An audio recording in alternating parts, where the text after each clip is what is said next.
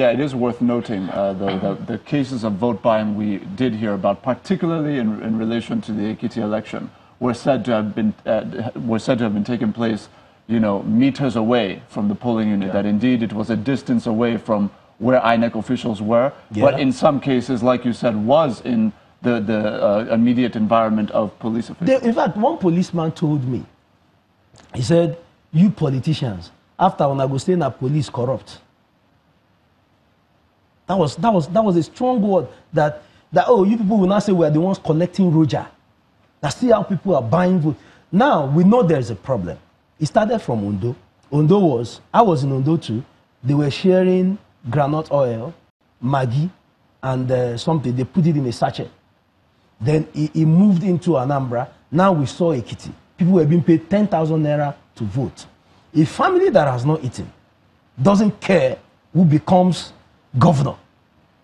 A family that went to bed hungry will come to the polling booth the next day, collect the 10,000 naira and vote for anybody. And that messes up the sanctity, like he said, of the electoral process. In fact, the hunger in the land has taken away the only power the Nigerian voter has, which is the sanctity of the voter's card. People we are not that educated as a nation to say, no matter how much you bring, if I know your precedence as a criminal, as a fraudster or something, I wouldn't vote for you. Nobody, I said I witnessed it firsthand. Nobody cares who is on the ballot. Mr. Shield, let me ask you, when we talk about this issue, obviously it's getting much more attention now after the Ekiti election than it previously has.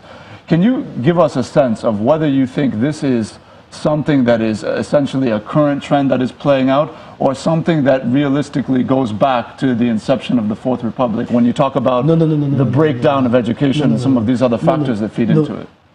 Potentially, we can say, well, let's just say the nation as it is, voter education is low. Civic education is low. Look at what happened in Castina. In the president's state, people were seen on video paying to get votes.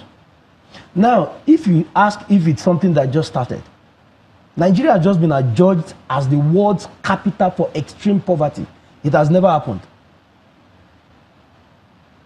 Ever. Not since 1960, not since 1914. So we have a current disaster. We have a problem on our hands. There is too much hunger. It's easy for me to come here and say, okay, the ideal thing is this. I'm talking about the reality on ground. The reality on ground. Okay. You say, how do we stop this? This current leadership of the Nigerian police lacks the willpower to do it. And until we get a police, something happened in Rivers last week Saturday. I was in Rivers last week Saturday. Something happened. After the election, and it was cancelled, the rec in Akwa Ibom, who was there in Rivers, Mike Igini, came out publicly and told the world what happened. That is what we need. Men who will see the Nigerian state away from politicians. Nigeria is not APC, it is not PDP, it is not ABGA. There's a Nigerian state that needs to be protected. It's not a, sorry, please.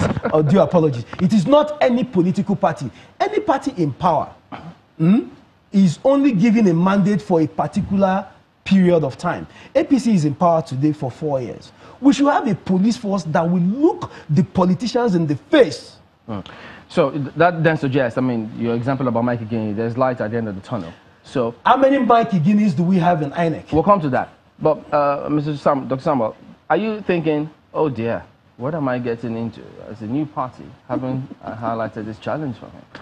Yeah, I mean, personally, after the Ekiti election, for 2 days, I was really downcast. I was sad that what has this country gotten into?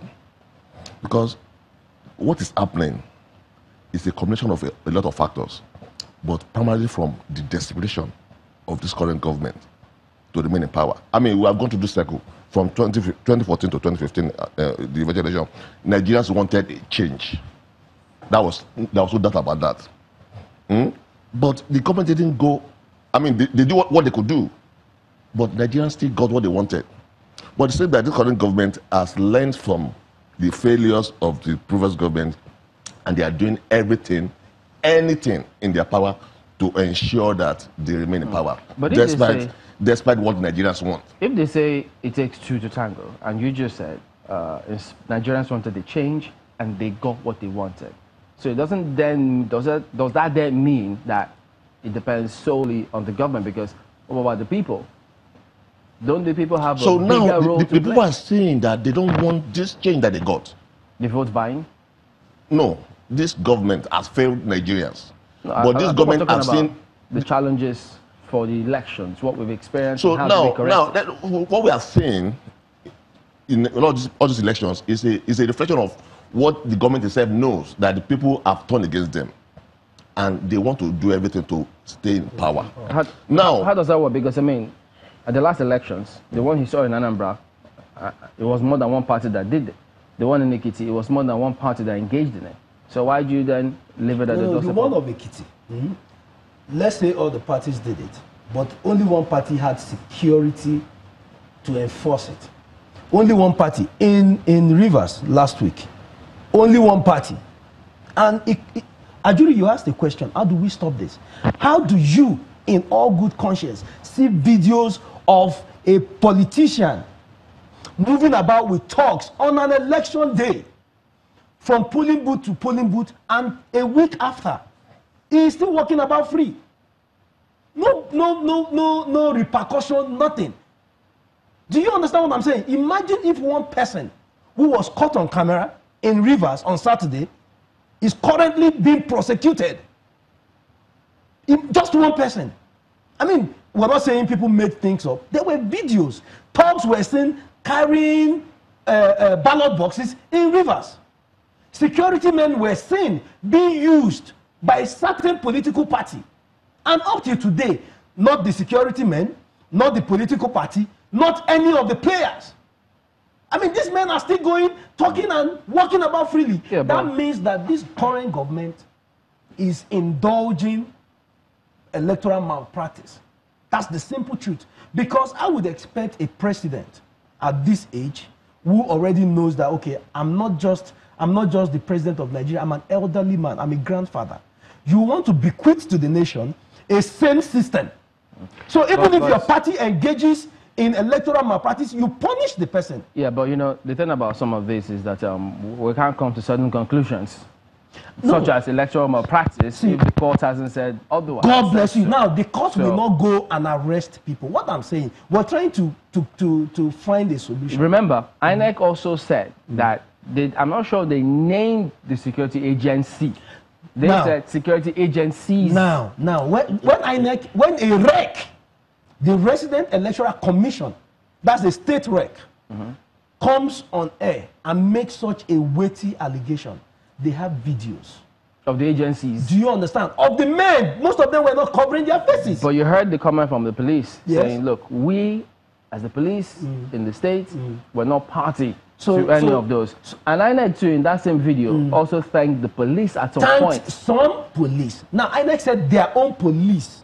You know, when during an election, there's a provision for security men for the INEC. INEC thanked their own police. Is it thanked the commissioner of police. They have interagency security. I know. Of course, I'm into the. Was that not what they were referring to? No. What INEC did, INEC thanked the commissioner of police, thanked the AC or AC Ops specifically. Now, apart from these recognized policemen, those who came, no one can say this is who deployed them. It's just like what happened at the National Assembly. So everybody is not, no one is taking responsibility. That's what we need to determine. Who were those people? How do you determine? We have pictures. Why has the police not commenced the process of investigating and showing Nigerians? Listen, we can sit here and justify this. But 2019 is endangered. No, we're not justifying anything. So you understand? Can I just come in here? You know, you want to stay back and ask a question that how did we get to where we are today? Why has it become a norm to bring full loads of security, including military and police, to election? Why? I mean, taking back to the issue of the fuel subsidy or importation of fuel. When Abacha started importation of fuel, then it was supposed to be a stopgap measure, and has become a major sustainer of our fuel consumption in this country. The same thing I see the introduction of security into the electoral process. It was supposed to be a temporary measure, but now it has become full-blown. Now, how can we stop that? Very simple. INEC has the power to stop that if they really want to. How? We have engaged INEC. There's what we call universal voting, or some people call diaspora voting. But for us, it's not just diaspora voting, it's universal voting. The ability for you to be able to vote anywhere. Now, we already have some people that are systematically disenfranchised from voting. Students, or people that work out of where they live. They have to, but necessarily they register where they are schooling or where they are working. But when it's time for election, they are there's a provision for that. INEC says that I think at the moment they have about the request is 640,000 who are seeking to change. No, that's a different thing. I'm saying that you should be able to register to vote, and you can vote anywhere. Whether I register in Kotagora and I'm living in Abuja, I can vote anywhere. That's simply, I mean, you saw the budget, and we have discussed it with INEC. We actually discussed it with them, and they said it's too expensive and all that. But now, it's expensive. This is supposed to be a one-off measure that you do. But you are bringing a budget of 185 billion for just one election, and in it, you have 6 billion naira for feeding security operatives. So how expensive can election be? Yeah.